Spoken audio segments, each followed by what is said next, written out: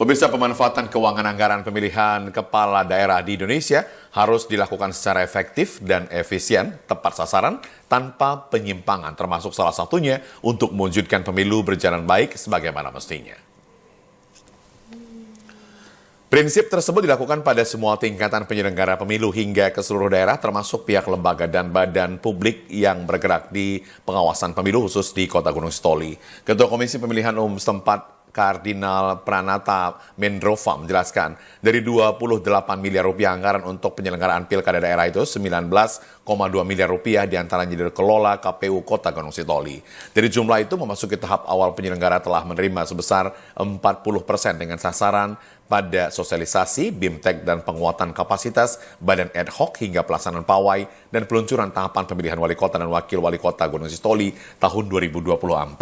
Penyampaian informasi kelola anggaran pilkada melalui APBD yang dicetuskan Ketua KPU seperti ini sejalan dengan ajakan pihak Komisi Informasi yang sebelumnya telah menekan anggaran publik dapat menggunakan haknya mengetahui seluruh pengelolaan penyelenggara pilkada termasuk pemanfaatan anggaran keuangan negara. Demikian semua pihak dan atau badan publik penyelenggara pemilu itu mutlak membuka informasi yang bersifat terbuka untuk umum. Pelaksanaan pesta demokrasi di Kota Gunung Sitoli ini menyerap anggaran sebanyak 28 miliar, di mana KPU Kota Gunung Sitoli selaku penyelenggara teknis utama pilkada mendapatkan alokasi dana sebanyak 19,2 miliar. Dan kita sudah mendapatkan dana sebesar 40%, dan itu sudah kita banyak gunakan dalam kegiatan-kegiatan tahapan, di mana tahapan yang telah berjalan seperti pengikutan badan ad hoc, dan hari ini dimulai dengan peluncuran tahapan pilkada. Ketua Komisi Pemilihan Umum Hashim Azhari mengatakan semua penyelenggara pemilu di daerah yang akan melaksanakan pemilihan kepala daerah serentak agar bertindak sesuai aturan. Ketua Komisi Pemilihan Umum Hashim Azhari mengatakan semua penyelenggara pemilu baik di tingkat provinsi maupun kabupaten kota harus bekerja sesuai aturan. Sehingga jika terjadi gugatan di kemudian hari, para komisioner KPU telah bekerja dengan pegangan yang kokoh.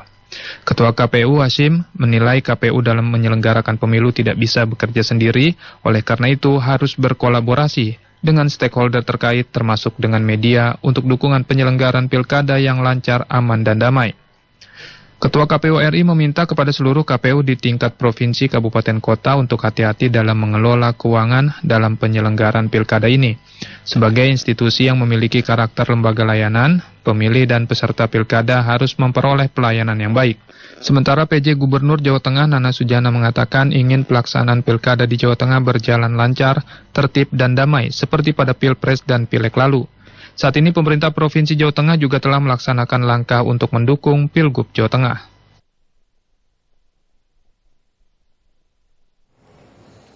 Komisi Informasi Pusat berharap masyarakat bisa menggunakan haknya dalam mengakses informasi terkait para calon kepala daerah yang akan diusung dalam pemilihan kepala daerah Pilkada 2024.